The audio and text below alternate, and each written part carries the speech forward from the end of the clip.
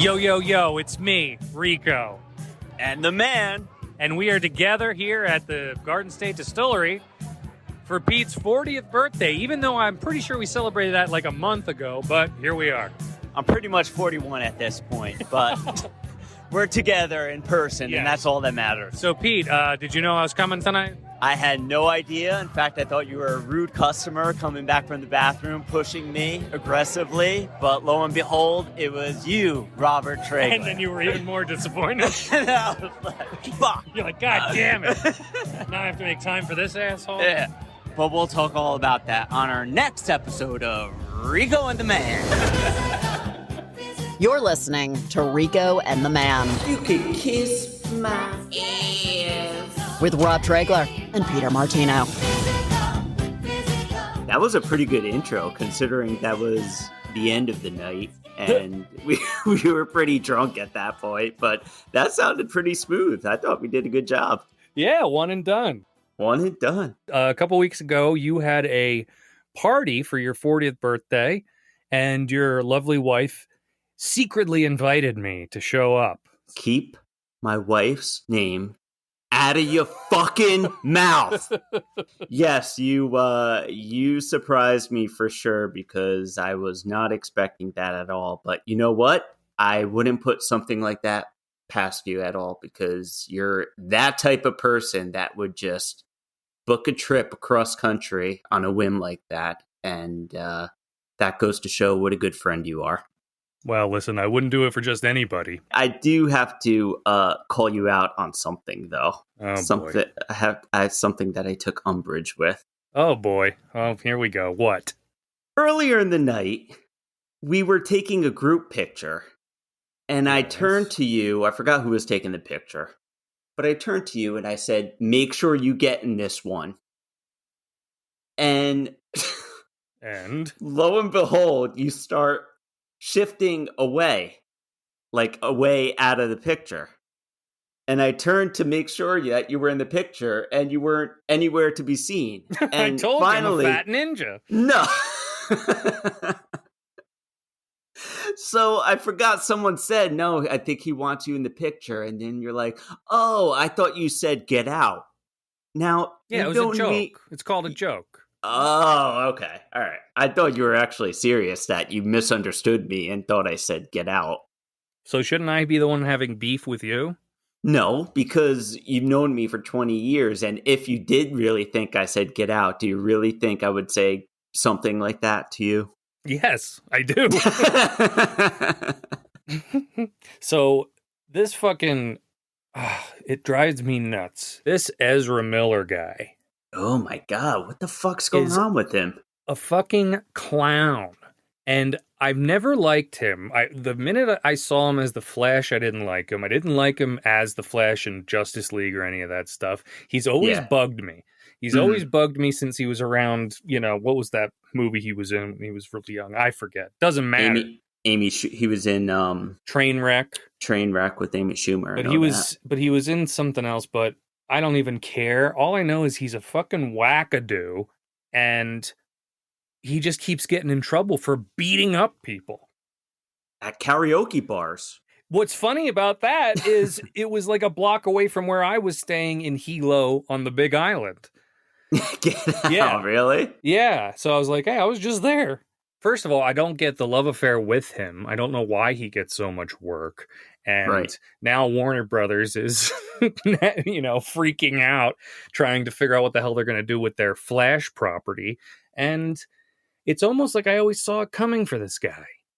He always bugged me. Yeah, he's a douchebag.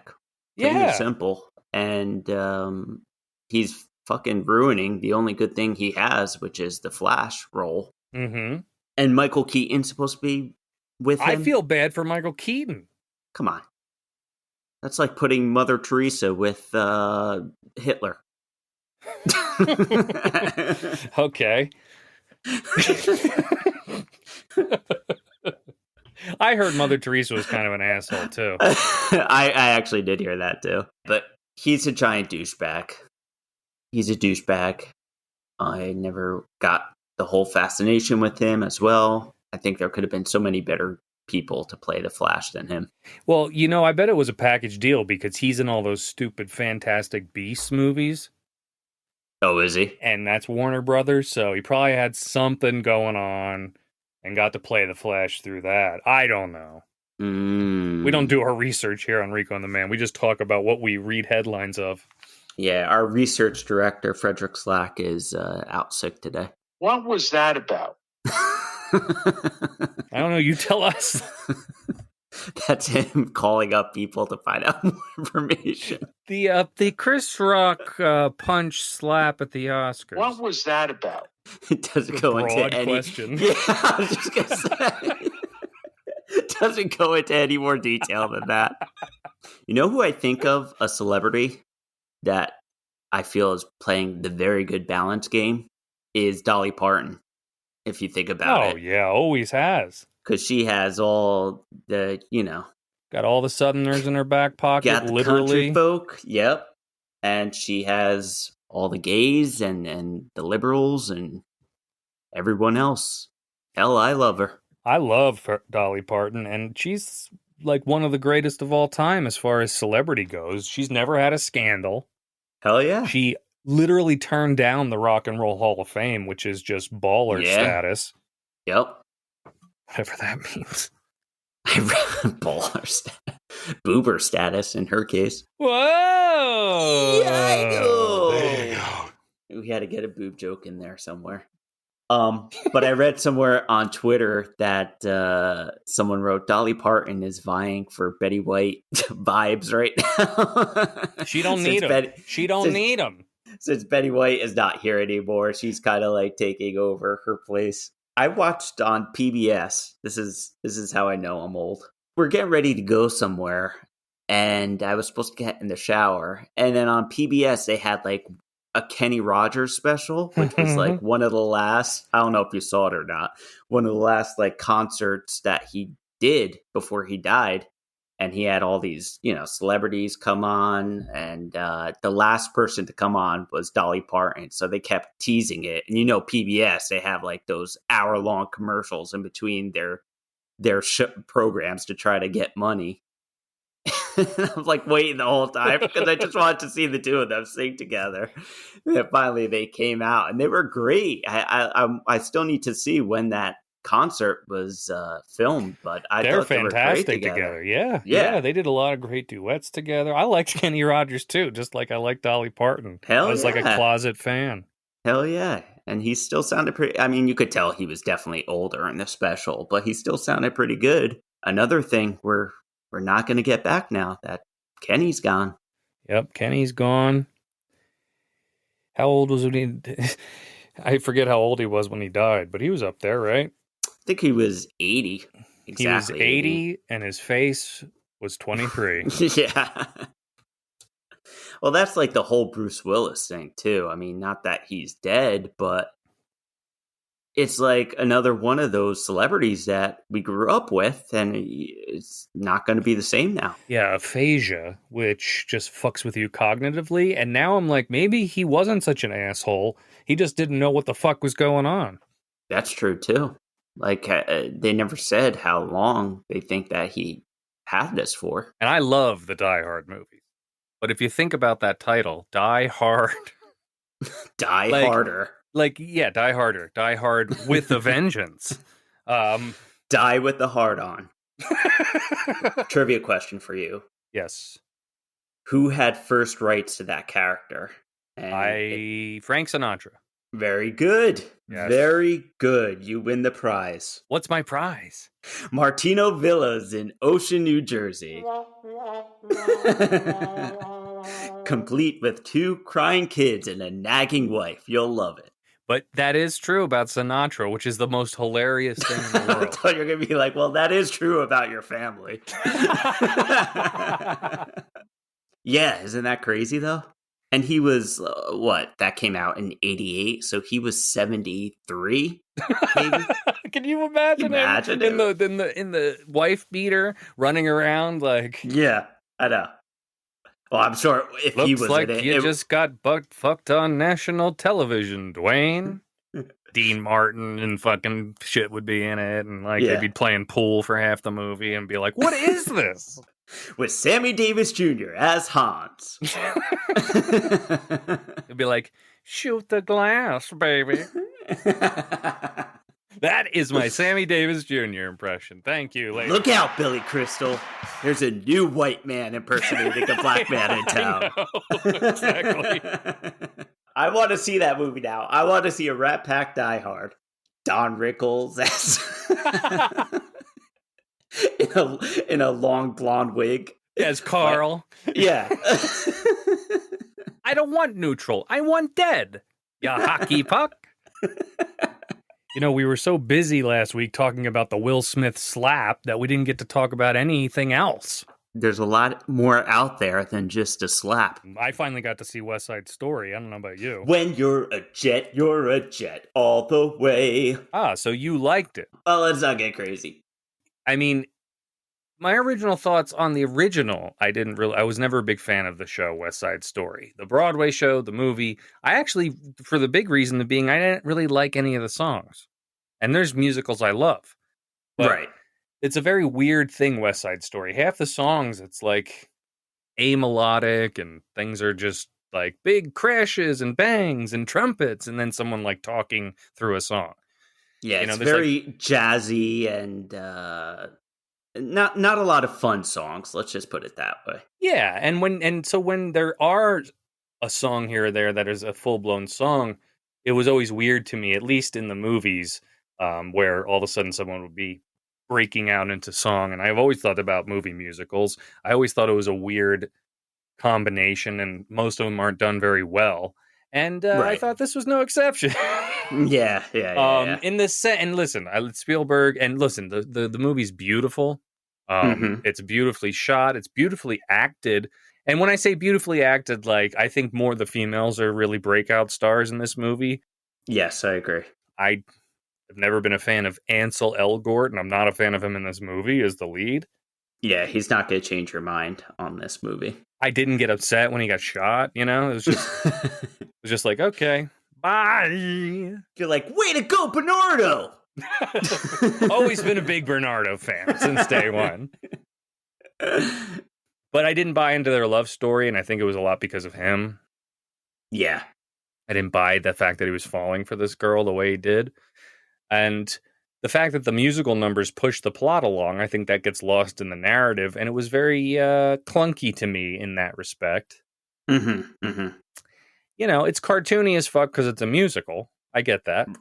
Right. But it's weird because the cinematography is so much better than it used to be in these movies, and I feel like the innovation is like exacerbating the musical numbers to a place where it seems so odd that it's happening now. Right. Yeah. You don't buy into it nearly as much as you did when it was just a wide shot, and now all of a sudden people are dancing and singing. But I understand it was a passion project, obviously, for Spielberg, but this is the reason that we got James Mangold doing an Indy 5, and we get to have this ultimately unnecessary movie. I know. It's very weird for a musical nowadays to kind of work without and flow without you rolling your eyes. Like I started watching it with Steph last night, and Steph, who could watch a whole marathon of Hallmark Channel Christmas movies and without a trace of irony doing it, was a few minutes into this movie being like, I don't know if I could do this. Just like with the whole, and you kind of have to put your mindset to it. Like, look, it's supposed to be like a traditional musical, like it used to be. Just kind of go with that mindset. But she had a problem with it, but I stuck through it.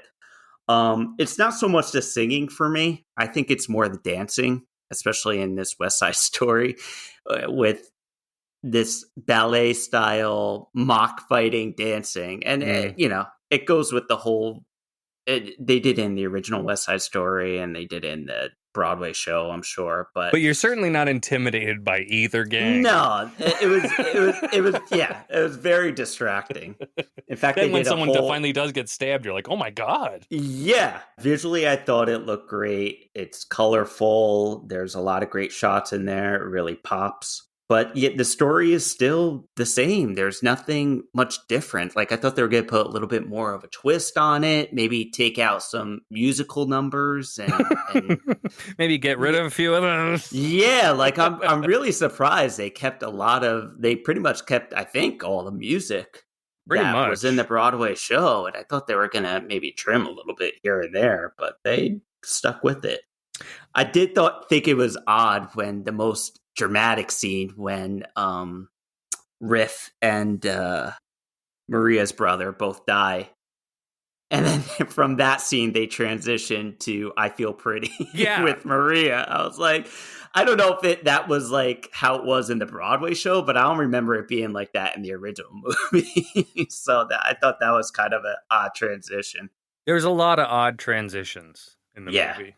For sure. And honestly, I thought one of the best performances in the movie was Rita Moreno. I did too. And I actually wrote her down too in my notes. I was like, because I thought she was going to do like a cameo pretty much. Yeah, like, hey, you boys, get out of my shop. Bye. Yeah. Remember me? Wink. Mm-hmm. But she was in a good chunk of it and she was killing it at 90 years old. Good for her.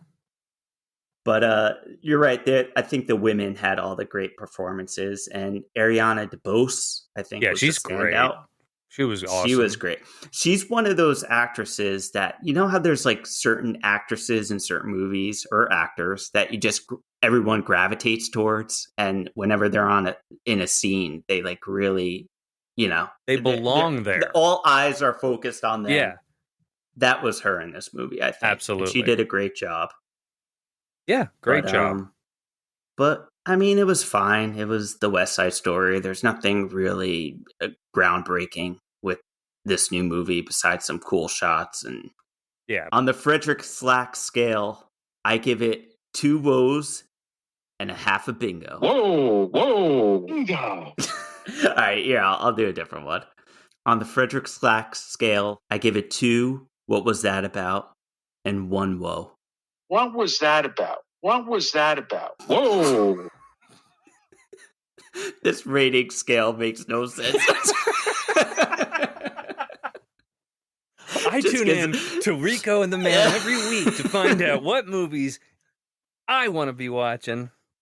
It just gives us an excuse to use his drops. Last week they gave Moonfall 2 wow bingos. Just doesn't make any sense. I saw they released that still of Tom Hanks and Pinocchio. Yeah.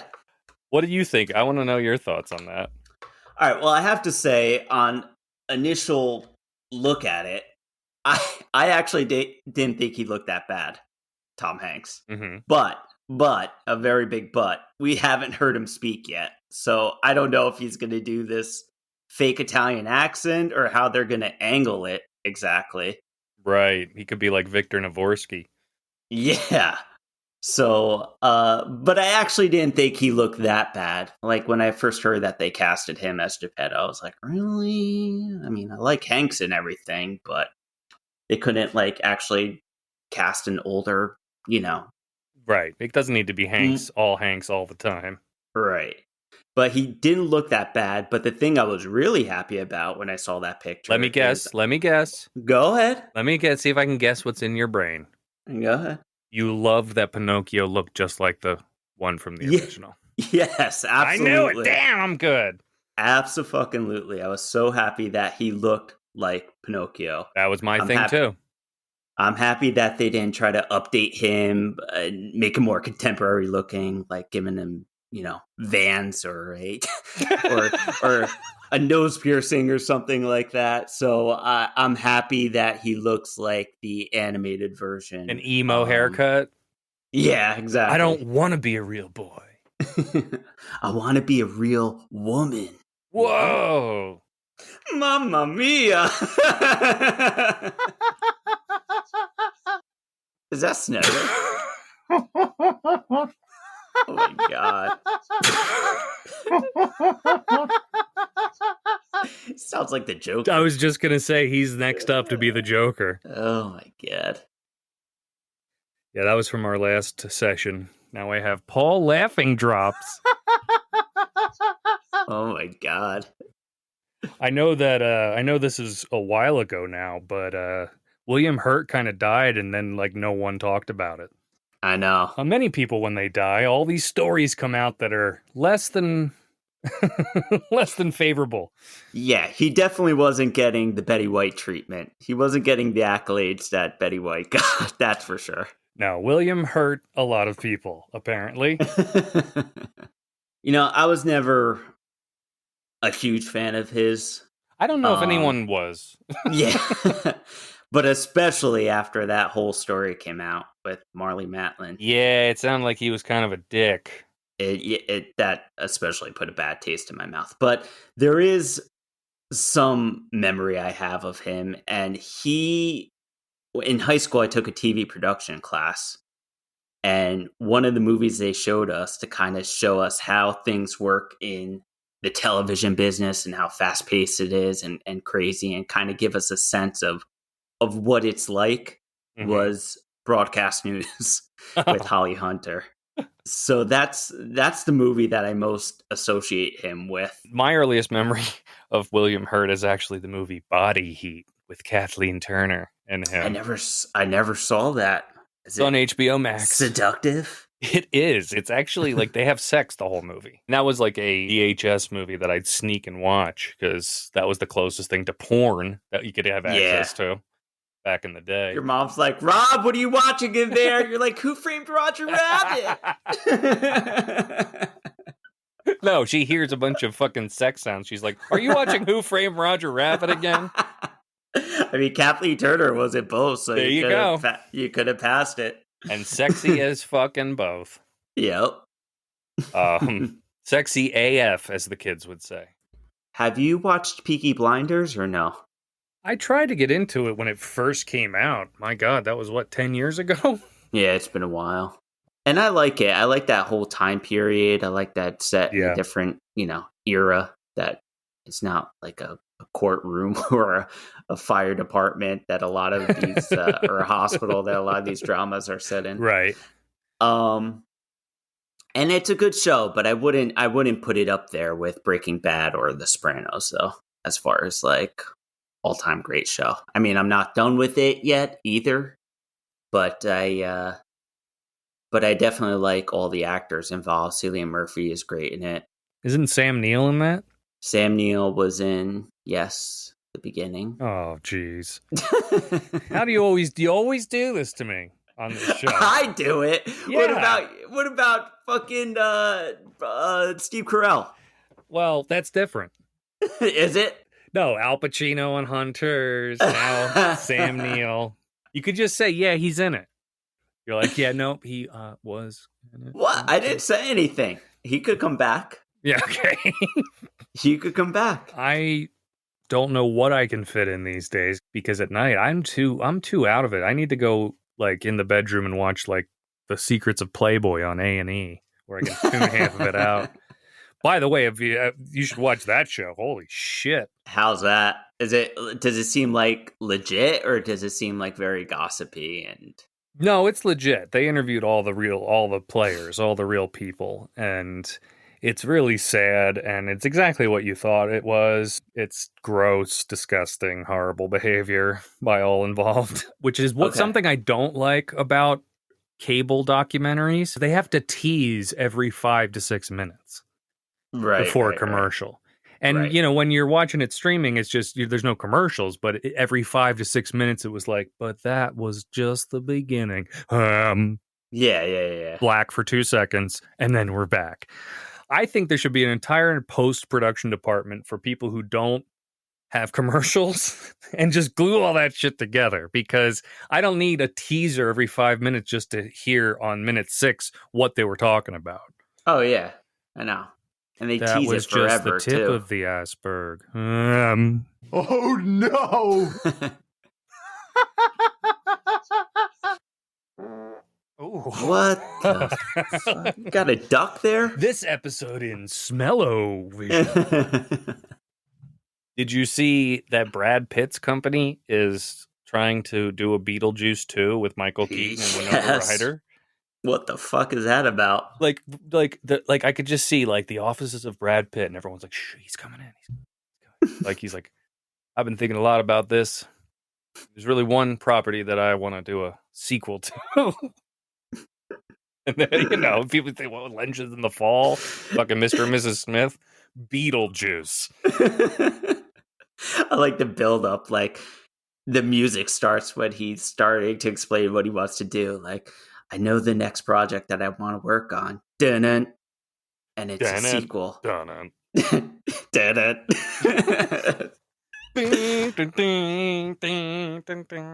First of all, who knew that Brad Pitt had a production company? I was like, where did this come from? First of all, who knew Brad Pitt was a Beetlejuice fanatic? Hey, if Michael Keaton's in it, I'm in. I'm there. Absolutely. You think Alec Baldwin will be in?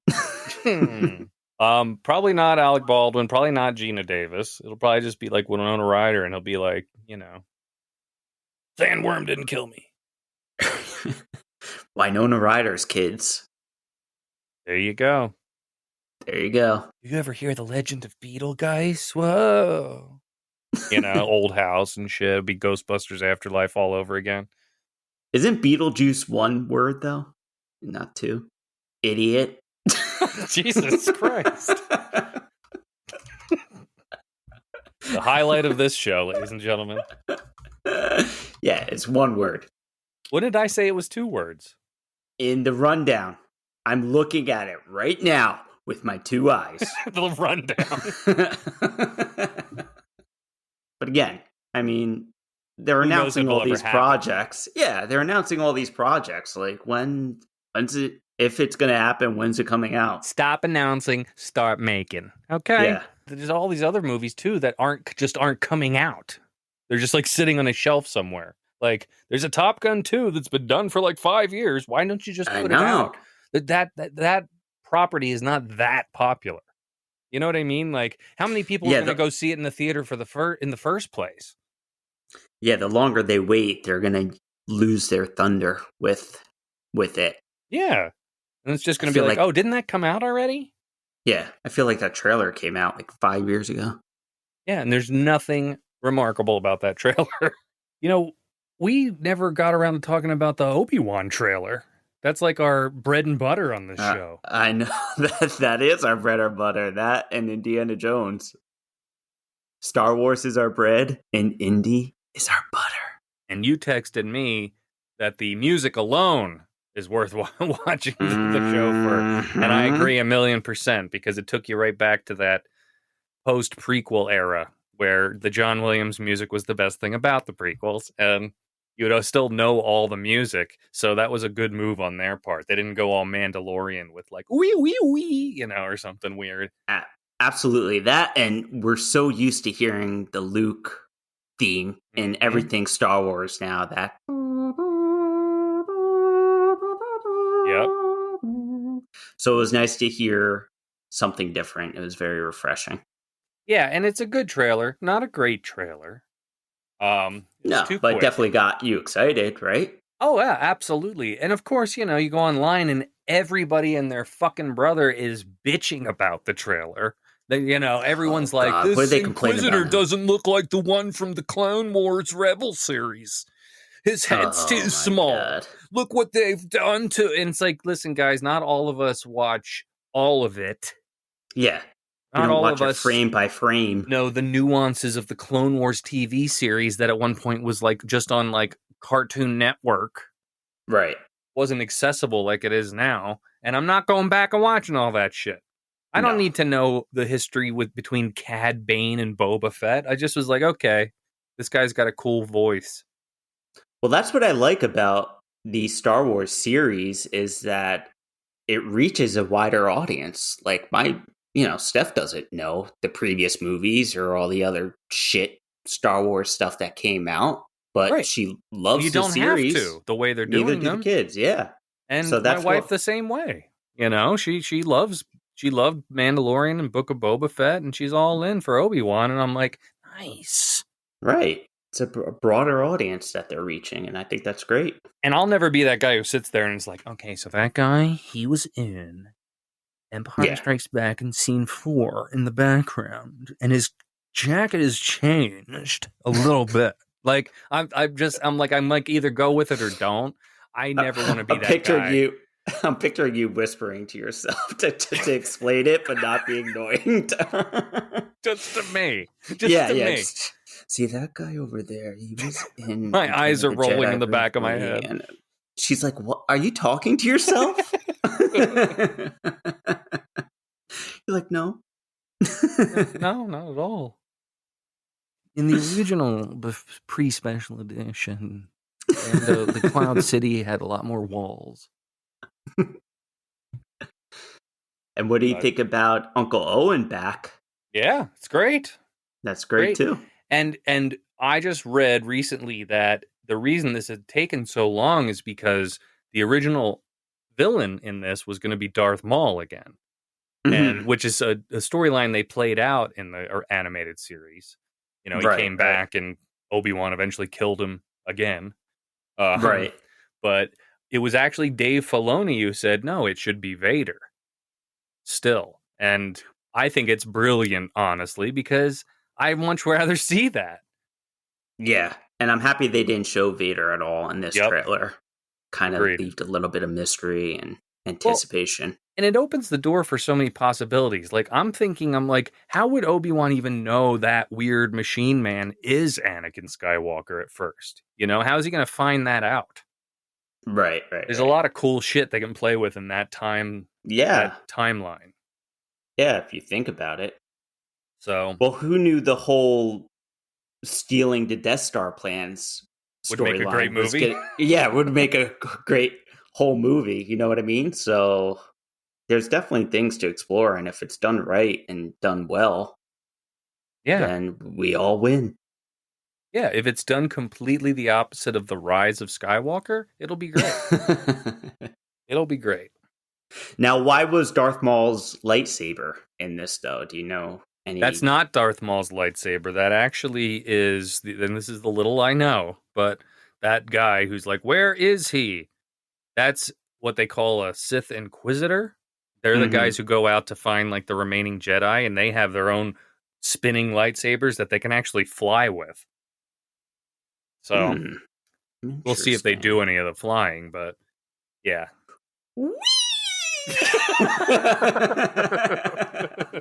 All these people fly with lightsabers. Where is he? Whoa! He's flying away. You could kiss my ass. But yeah, it's a good trailer. It looks fun. I like there's little boy Luke. Yeah. Looks just like little boy Anakin. So hopefully that goes okay. I know. Less is more. But yeah, they should just show him from a distance throughout the whole thing. Yeah, or even that one shot, and that's it. And then he's like, hello there, I'm leaving. I'm your Uncle Obi. Hello there, I'm your Uncle Obi. I was with your father and Padawans and Jedi. Hello there. I fought General Grievous on Apatow. Hello there. You know what's cool? I wasn't sure when they were going to release this trailer, but the morning that they released it, the Disney Plus Twitter account wrote hello there, and I was like, I was like, is that a clue? You were like, something coming? Down the stairs. Yeah. I thought that was pretty creative, though. Yeah, no, it was, and it came as a surprise as opposed to being like, it wasn't at the Super Bowl. Yeah. And Paul Snyder as the Joker. Either that, or he could be the Riddler. What do you think about Jim Carrey condemning the new Riddler? Did he? He did. I didn't hear him say that. Supposedly, he said that Sonic 2 is going to be his last movie. Last movie. And you know what? I don't blame him. The route that Hollywood is going now, I wouldn't want any part of it either if I had his fame and money already. Fame and money, and he was in it when it was the best. That's right. He was in it at the top of Hollywood. You know, the Prince of Hollywood when Hollywood was good. Yep. When we didn't know how bad Hollywood was. Right. But yeah, he should get out. And I would more power to him. I mean, I'm sad because I love Jim Carrey. Of course. But yeah, he did what he needed to do. You know, he can't rise any higher in success. No. So why even be part of that machine anymore? Yeah, why bother? Get out while you can. Just do your painting and fucking coast, dude. You've earned it. You have earned it. We're going to miss you. We're going to miss you, Jim. He's my whole middle school right there. That guy. All our go-tos are slowly getting sick, dying, or just plain old quitting. Bob Saget's dead. Kenny Rogers gone. I don't know. I don't mean to laugh. It's just, if you didn't listen to the show earlier, that would make no sense. You go Jim Carrey, Bruce Willis, Betty White, Kenny Rogers. Kenny Rogers decided to fold him. Oh. What? Wow. You thought that was bad? Wow, Come on. Wow. What, you gonna come up and smack me now? Wow. He would probably like that joke. He would probably be a big Rico and the Man fan. Yeah, I'm sure he would be. Now, Dolly, have you heard of these two fellas? We should end the show tonight with the little Kenny and Dolly. Let's do it. In the stream. Let's do it. All right. Well, thanks for listening, everybody.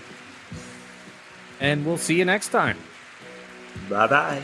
Baby, when I met you, there was peace unknown. I set out to get you with a fine-tooth comb. Thanks for listening to Rico and the Man. We want to hear from you. Send us an email at ricomanpodcast@gmail.com. Follow us on Twitter at Rico and the Man, and on Instagram at Rico and the Man Pod. Don't bother following us on Facebook, because Facebook is an awful place in the darkest corners of humanity. Love is blind. It requires a dedication. All this love we feel needs no conversation. We're riding together, making love with each other, islands in the stream. Whoa. That is what we are. Whoa. No one in between. Wow. How can we be wrong? Say